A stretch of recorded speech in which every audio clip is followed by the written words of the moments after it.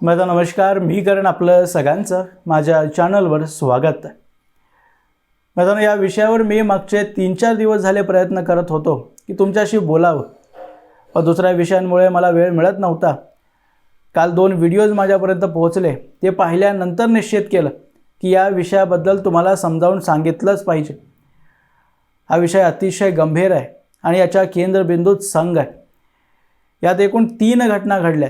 त्यातली सर्वात पहिली 9 ऑक्टोबरच्या दिवशी केरळच्या तिरुवनंतपुरममध्ये घडली. संघाचा स्वयंसेवक आनंदू अजी नावाचा एक सॉफ्टवेअर इंजिनियर केरळच्या हॉटेलमध्ये आत्महत्या करतो.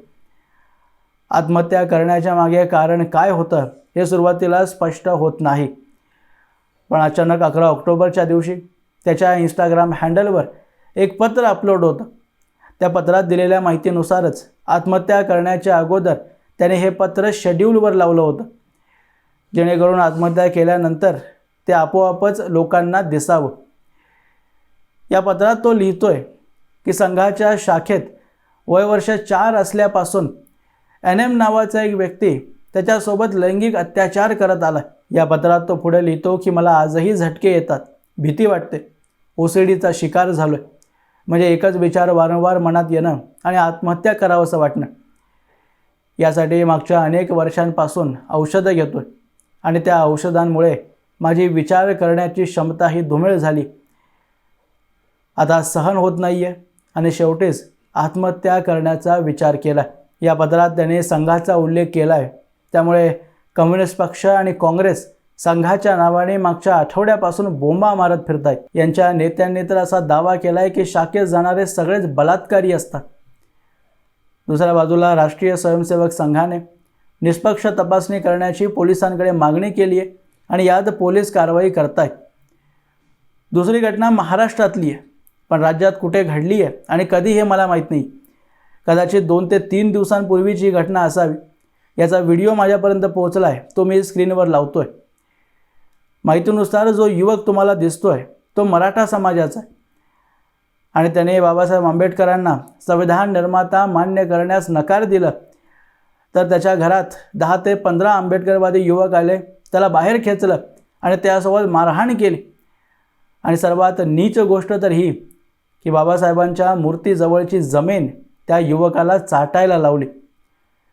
विश्वास बसत नाही आहे की ही घटना महाराष्ट्रासारख्या राज्यात घडली आहे आणि कोणत्याही मराठी माध्यमावर ही बातमीसुद्धा दिसली नाही. यात पोलिसांनी कारवाई केली आहे का नाही हे सुद्धा अजून लक्षात नाही आलं. तिसरी घटना पहिल्या आणि दुसऱ्या घटनेशी संबंधित आहे. ही संभाजीनगर इंजिनिअरिंग कॉलेजच्या बाहेर घडली. संघाचे काही युवा प्रचारक सदस्य नोंदणीसाठी कॉलेजच्या आतमध्ये नाही तर बाहेर बसले होते. सदस्य नोंदणीची प्रक्रिया सुरू होती. त्या दरम्यान अचानक वंचित बहुजन आघाडीचा एक युवा कार्यकर्ता तिथे येतो आणि संघाच्या प्रचारकांना धमकवायला सुरुवात करतो की धार्मिक संस्थेचा प्रचार तुम्ही मंदिराच्या बाहेर जाऊन करा, युवा विद्यार्थ्यांना का भडकवताय. तोच कार्यकर्ता कॉलेजच्या कर्मचाऱ्याशी बोलताना म्हणतो की संघ हे दारू आणि सिगरेटपेक्षाही घातक आहे. संघावर भारताच्या इतिहासात 4 वेळा बंदी आलेली आहे आणि या संघटनेला आम्ही वाढू देणार नाही. हा व्हिडिओ एकदा पहा. त्यांना शिक्षण करू द्यायचं, त्या धार्मिक संघटनेमध्ये घ्यायचं त्यांना. परमिशन कोणी दिली तुला? परमिशन कोणी दिली?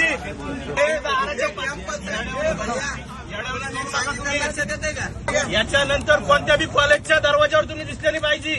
सांगू राहिलं तुम्हाला, मंदिरा बाहेर करा, म्हणायचंय करा. हे धार्मिक संघटन इथं चालू देणार नाहीये. विद्यार्थ्यांना शिक्षणासाठी बनलेलं कॉलेज असतं, तिथं येऊन तुम्ही धर्म शिकू नका त्यांना.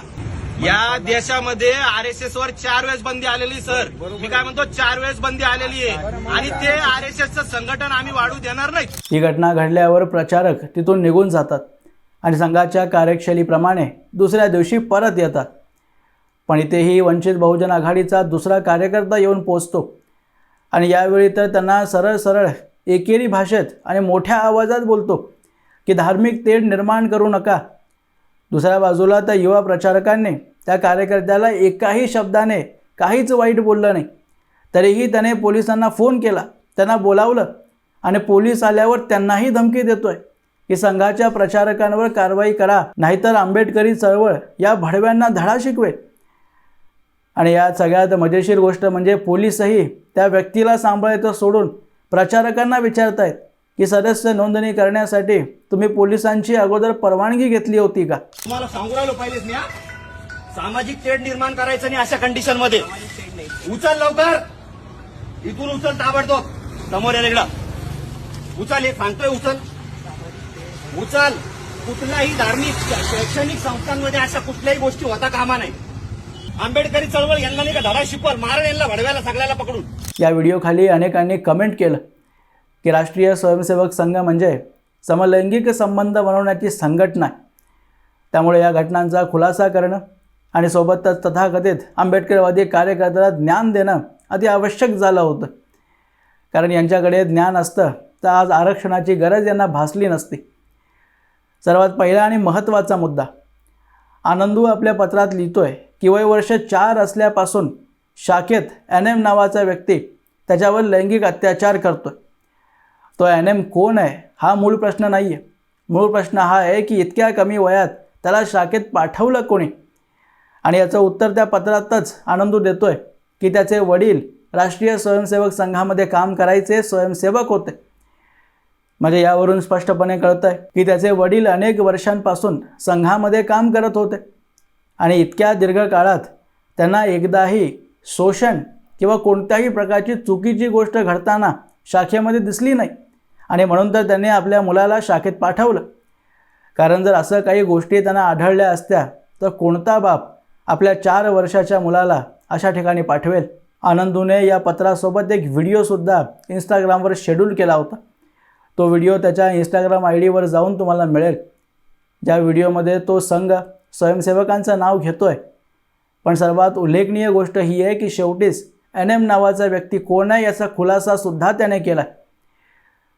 ते नाव सांगताना सुरुवातीला तो गोंधळात दिसतो आणि त्याच्या चेहऱ्यावरून कळतं की कोणत्या प्रकारची मानसिक प्रताडणा त्याला इतक्या वर्षांपासून सहन करावी लागली. पण अंततः तो सांगतो की त्या NMचं नाव म्हणजे निखिल मुरलीधरन आहे, जो त्याच्या शेजारीच राहायचा. आणि यावरून कळतं की आनंदूवर फक्त नितीश नावाच्या एका व्यक्तीनेच अत्याचार केलेत. पण त्याच्या प्रती आनंदूच्या मनात असलेली घृणा ती संघाच्या प्रती बाहेर प्रकट होत होती.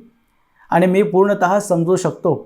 कदाचित आनंदूच्या जागी मी असतो तर माझ्याही मनात त्या व्यक्तीच्या प्रती जी घृणा आहे त्या संघटनेच्या बाबतीतही प्रकट झाली असतीच. यात अजून एक महत्त्वाचा प्रश्न आहे की आनंदूने आत्महत्येच्या अगोदर लेखी पत्र का नाही लिहिलं? इंस्टाग्रामवर पोस्ट टाकणं यावरून अनेक शंका मनात उपस्थित होत आहेत. पण तरीही शेवटचं निष्कर्ष काढण्या अगोदर पोलिसांची तपासणी ही महत्त्वाची ठरणार आहे. दुसरी घटना स्पष्टपणे अभिव्यक्ती स्वातंत्र्याचं हनन करणारी. जर एखाद्या व्यक्तीला आंबेडकर संविधान निर्माता वाटत नसतील तर ते गुन्हा आहे का? आणि गुन्हा असेल तर आंबेडकरवाद्यांनी सर्वात पहिल्यांदा दिल्लीत जाऊन सरकारच्या विरोधात आंदोलन सुरू करावं. कारण हाच प्रश्न एका व्यक्तीने RTI करून विचारला असता सरकारने उत्तर दिलं आहे. त्याचे फोटो हवं तर मी स्क्रीनवर लावेन की सरकारने अशी कुठलीही पदवी आंबेडकरांना दिलेली नाही.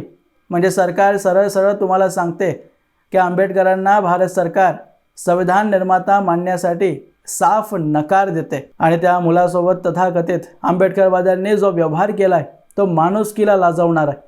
आणि या घटनेबद्दल प्रत्येक व्यक्तीने आक्षेप व्यक्त केलाच पाहिजे. तिसऱ्या घटनेत 2 मूर्ख व्यक्ती प्रचारकांना संघ धार्मिक संघटना आहे म्हणून धमकावत होते. या 2 महाज्ञानी व्यक्तींनी जरा समोर येऊन हे सांगावं किंवा शोधून दाखवावं संघातल्या कुठल्याही छोट्यातल्या छोट्या कागदावर की संघाने स्वतःला धार्मिक संघटना म्हणून क्लेम केलं असेल. आणि तुम्ही जर संघाला भारत सरकारने 4 वेळा बंदी घातली आहे म्हणून घातक म्हणत असाल तर या महाज्ञानी लोकांनी हे सुद्धा सांगावं की 4 वेळा बॅन लावल्यावर तपासणी केल्यावर संघाविषयी काडीवरही पुरावा सरकारला सापडला नाही आणि म्हणून बॅन काढावं सुद्धा लागलं होतं. आणि इथे संघाला वाढू देणार नाही अशी धमकी देणारे आंबेडकरवादी जेव्हा याच संभाजीनगरमध्ये सिम्मीसारख्या आतंकवादी संघटना कार्यरत होत्या, युवकांना आतंकवादी काम करण्यासाठी भडकवत होत्या, तेव्हा कुठल्या वेळात जाऊन लपला होतात? या दोन्ही कार्यकर्त्यांच्या भाषेवरून स्पष्टपणे दिसतंय की हे दोघंही संघाशी घाबरलेत. विरुद्ध विचारधारेला तार्किक उत्तर देण्याची क्षमता दोघांमध्ये नाही आहे, कारण हे देण्यासाठी बुद्धी लागते जी यांच्याकडे अजिबात नाही आहे. मी तर यांना आणि यांच्या पुरोगामी मित्रांना चॅलेंज करतो की पूर्ण 1 महिना रोज न चुकता संघाच्या शाखेत येऊन पहा की इथे कोणत्या प्रकारचे घातक आतंकवादी तयार केले जातात. आज संघाचा स्वयंसेवक, महाराष्ट्राचा मुख्यमंत्री, या देशाचा पंतप्रधान, राष्ट्रपती आणि उपराष्ट्रपती झाला. तुमच्या पक्षाकडून एक साधा आमदारही निवडून आणता येत नाही आहे आणि तुम्ही संघाला शिकवायला चाललाय. आणि जर तुम्हाला असं भ्रम असेल की आम्ही प्रचारकांना धमकवलं आहे आणि ते आता येणार नाही, तर ABVP अगोदरच तिथे कामाला लागली आहे आणि लवकरच तुम्हाला त्याचे परिणामही दिसून येतील. संघाची कार्यशैली तुमच्या बुद्धीच्या परे आहे. तुम्हाला जर ते कळालं असतं तर 4 वेळा संघावर बॅन लावून पुन्हा ते काढलं नसतं. यात दुःख फक्त याच गोष्टीचं आहे की महाराष्ट्रात BJPची सरकार असताना, तेही विशेष करून देवेंद्र फडणवीस मुख्यमंत्री असताना, संघाचे प्रचारक कॉलेजच्या बाहेर बसलेत, कॉलेजच्या आतमध्येही नाही, आणि पोलीस त्यांना परवानगी घेतली आहे का प्रश्न विचारताय.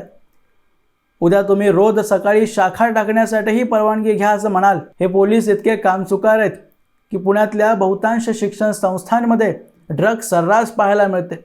एक रॅकेट सुरू आहे आणि याबद्दलची सर्व माहिती या पोलिसांना असते, तरीसुद्धा एकालाही तुरुंगवास होत नाही. आणि फक्त पुण्यात ही परिस्थिती नाही आहे, अनेक शहरांचं उदाहरण पुराव्यासकट मी देऊ शकतो. मुलं नशेत बुडाली आहेत आणि संघ या मुलांना नशेतून बाहेर काढून यांच्या मनात राष्ट्रसेवेची चेतना जागृत करण्याचं काम करतो.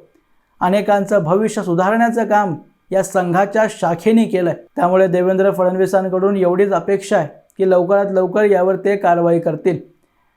आणि त्या आंबेडकरवादी कार्यकर्त्यांना शेवटी एवढं सांगायचं आहे की या सर्व कामांमधून जर वेळ मिळाला तर बाबासाहेबांनी जी पुस्तकं लिहिली आहेत ती एकदा वाचून पहा.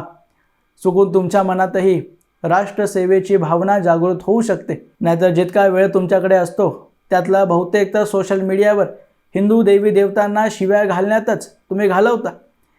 ती पुस्तकं वाचाल तर काहीतरी जीवनाचा उद्धार होईल. असो मित्रांनो, याबद्दलची तुमची मतं तुम्ही मला कमेंट बॉक्समध्ये अवश्य लिहून कळवू शकता. आणि अशाच माहितीपूर्ण व्हिडिओज पाहण्यासाठी माझ्या चॅनलला सबस्क्राईब जरूर करा. भेटूया पुढच्या व्हिडिओमध्ये. तोपर्यंत जय हिंद, जय महाराष्ट्र.